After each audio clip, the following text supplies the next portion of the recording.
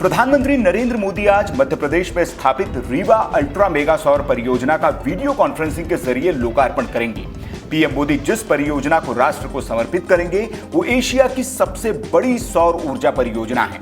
इसकी क्षमता 750 मेगावाट है। पीएम मोदी ने कल ट्वीट कर इसकी जानकारी दी थी। कोरोना को फैलने से रोकने के लिए यूपी में एक बार फिर लॉकडाउन लगाया जाएगा। लॉकडाउन शुक्रवार रात 10 बजे से 13 जुलाई की सुबह 5 बजे तक लागू रहेगा।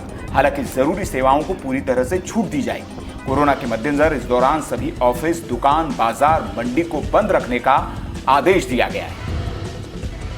केंद्र सरकार ने सुप्रीम कोर्ट में पीएम केयर्स फंड के मामले में हलफनामा दायर किया है।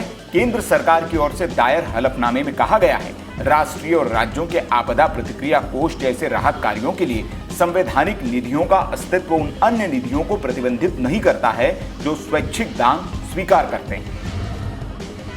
कांग्रेस के वरिष्ठ नेता अहमद पटेल से प्रवर्तन निदेशालय के अधिकारियों ने चौथे दिन भी पूछताछ की है। ईडी ने संदेशरा बंधु बैंक धोखाधड़ी और धन शोधन मामले में गुरुवार को अहमद पटेल से पूछताछ की। ईडी के अधिकारियों ने इस बात की जानकारी दी है। ईडी का 3 सदस्यीय दल सुबह करीब 11 बजे उनके आवास पर पहुंचा था, जिसने 3 सत्रों में उनसे 128 प्रश्न पूछे।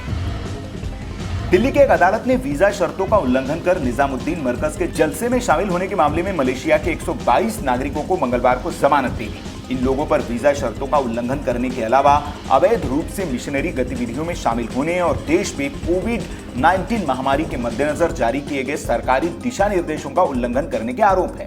सबको 10-10 हजार रुपए के निजी मुचलके पर जमानत दी। नेपाल में सियासी संकट के बीच भारतीय न्यूज चैनलों का प्रसारण रोक दिया गया है। हालांकि अभी तक नेपाल सरकार की ओर से कोई आदेश जारी नहीं हुआ है। यहां चीन और पाकिस्तान के चैनल अभी भी चल रहे हैं। नेपाल कम्युनिस्ट पार्टी ने भारतीय मीडिया पर नेपाल सरकार और वहां के पीएम के खिलाफ आधारहीन दुष्प्रचार करने का आरोप लगाया है। नेपाल के प्रधानमंत्री केपी शर्मा ओली के भारत विरोधी कार्यों के खिलाफ विरोध की आवाज उठाना जनता समाजवादी पार्टी की सरिता गिरी को भारी पड़ गया है। एक दिन पहले ही पार्टी के बाहर निकाले जाने के बाद नेपाल की संसदीय सचिवालय ने मधेसी सांसद सरिता गिरी को अयोग्य घोषित कर दिया है। कोरोना के मुद्दे पर अमेरिका लगातार चीन के खिलाफ बयानबाजी कर रहा है। अब अमेरिका चीन के खिलाफ अतिरिक्त कार्रवाई की तैयारी कर रहा है। व्हाइट हाउस ने इस बारे में जानकारी दी, लेकिन वो कार्रवाई क्या होगी इस बारे में अभी कुछ नहीं बताया गया है। अमेरिकी राष्ट्रपति डोनाल्ड ट्रंप वायरस को लेकर लगातार चीन पर सवाल उठा रहे हैं। पाकिस्तान की अदालत ने एक जैसी उन 3 याचिकाओं को खारिज कर दिया है जिनमें देश की राजधानी में पहले हिंदू मंदिर के निर्माण को चुनौती दी गई थी। इस्लामाबाद हाईकोर्ट ने मंगलवार को यह फैसला दिया। उन्होंने साफ कर दिया कि इंस्टीट्यूट ऑफ हिंदू पंचायत पर कोई रोक नहीं है।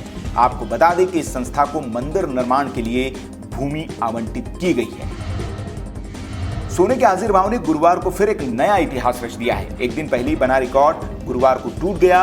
गुरुवार को देश भर के सर्राफा बाजारों में 24 कैरेट सोने के दाम बुधवार के मुकाबले 196 रुपए तेजी के साथ 49,318 रुपए प्रति 10 ग्राम पर खुले, जबकि बुधवार को ये 49,122 रुपए पर बंद हुआ था। सोने के दाम 80,000 रुपए तोला तक जाने की उम्मीद जताई जा रही है।